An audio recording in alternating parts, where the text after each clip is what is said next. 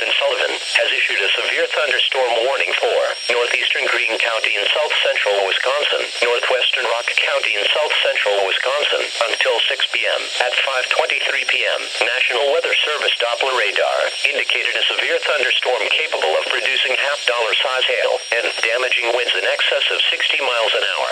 This storm was located near Evansville and moving east at 10 miles an hour.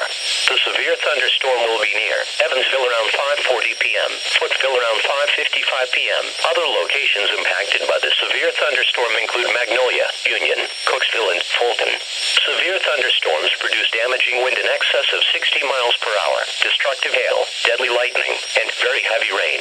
For your protection, move to an interior room on the lowest floor of your home or business. Heavy rains flood roads quickly, so do not drive into areas where water covers the road.